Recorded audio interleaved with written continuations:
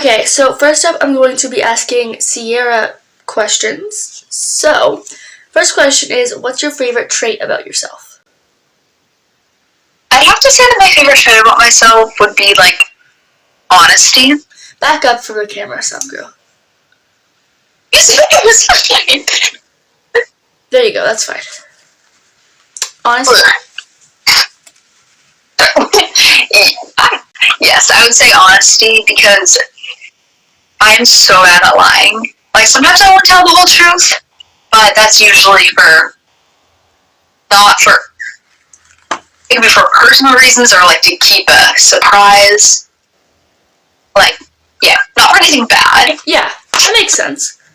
Okay, my second question is, would you say you're an introvert, ambivert, or extrovert? I'd have to say an introvert. Yeah. Unless I'm around you. Yeah, so in, like, public and school settings, she's very shy and quiet.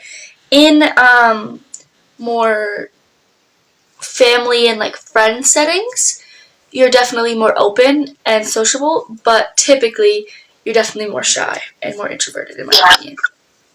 Yeah, and, okay, even with family, like, unless it's, like, the people I live with, yeah, I'm still kind of.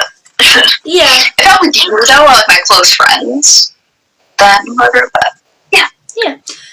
Number 3 is, what are your top 3 favorite hobbies? I'd have to say music, YouTube, and gardening, like, planting, like, flowers, food. Yeah, not the gardening most people think of. No, I didn't even know people thought of it like that. Until I explained it, yeah. Who inspired you to become a YouTuber? Or wait, what inspired you, not who? I was gonna say,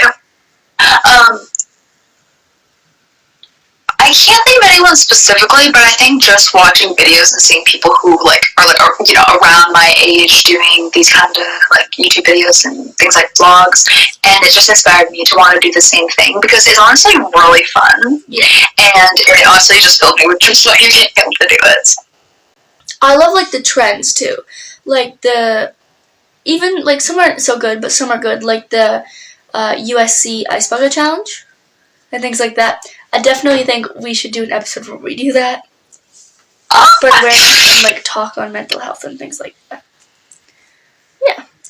Number 5 kind of ropes into what I was just talking about, but what type of messages are you wanting to emphasize on social media? I don't have a, like, specific message, but more so just kindness, positivity.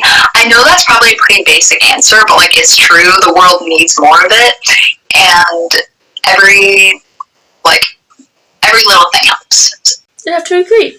That's like how, like, in a room of darkness, one singular lit candle makes a big difference, you know? Yeah. Yeah. What are 3 goals you have for 2025?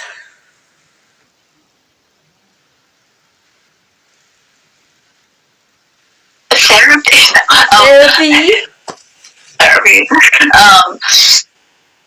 Okay. Read more books. What's your... I do have a specific goal. 15 books. I know that might be a little over the top for me personally, but I'm still gonna try, you know? For me personally, I've read 11 books so far this year. Yeah. My second goal... My mom's coming up. It's fine. Continue. My second goal... I think... Why can't I think? Okay, so reading more? Is there anything with, like, school? Yes, doing better with school, and just being myself, and being more comfortable being, like, myself, like, even around other people. Like, style-wise, just, like, personality, yeah. I can see that being good for you. Number 7 is, what would you like to do when you're older for a job? I would like to be a nurse. And what or who inspires you to want to do that? My mother inspired me to want to do. Okay. Number 8. What would you say your style is? Well, you mentioned it before, so I'm gonna go kind of like soft. I know it probably does not look like it right now, it's called but soft girl. Soft girl, yes. And cottagecore. Yeah. If I'm dressing how I want to dress. Yeah, and if we pick between like tomboys and girly, she typically is more girly when she's comfortable. Wow, your face just started to glitch. That was so weird. That will be kept in, but your face was glitching. That was kind of weird. Okay, number 9. Only answer if you're comfortable, but what is your sexual orientation? I'd say straight, I think. Okay. And the last question's juicy. Ooh. Are you single or taken? And if you're taken, where did you meet this person? How long have you known them? I am taken. I'm not gonna share too much information just so it's not too specific, but I met him while camping like 8 years ago. Like we were very little. But How long have you we're friends for a while. How long have you two been together? Almost 9 months. Ooh! That's so exciting. Okay, that's all the questions I have for you, so now on to questions you have for me. Okay, so now it's Sierra's turn to ask me questions. So, yeah. Before we start, there is a chance that it might be from her perspective again because it's not working for audio for mine. If we can line it up, we'll do that, but just Yeah, so you guys might just be seeing me in this little corner here. Yeah. Alright. So, first question. What is your name? My name is Zoe, and my channel is Zoe Cerise. Gotta do a little plug. Yes. Okay. So, what was your inspiration for this podcast? Okay, so I actually started a podcast that was like a bookish podcast on my main channel that I focus on, but I quickly realized that it wasn't going to be that simple to do that as well as normal videos all into one channel because it grabbed so many different people's attentions, which would have been good, but some people were getting frustrated when I uploaded a podcast instead of like a main video and things like that. So it's just easier to do something separate with Sierra, and it's a great bonding time and experience because we always talk anyways and yap a lot, so we might as well just make the best of it. Okay. For the third question we have, who is your biggest inspiration, just like in general for anything?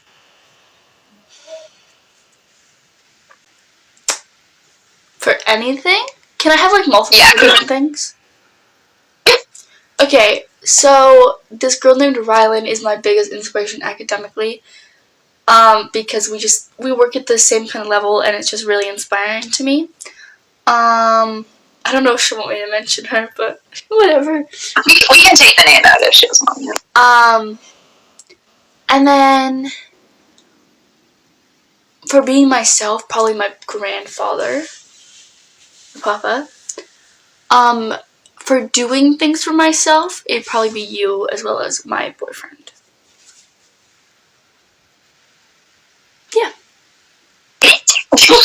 Sorry, I'm so bad at... Anyway. What is one thing that most people like don't know about you or like wouldn't guess about you? I have no idea.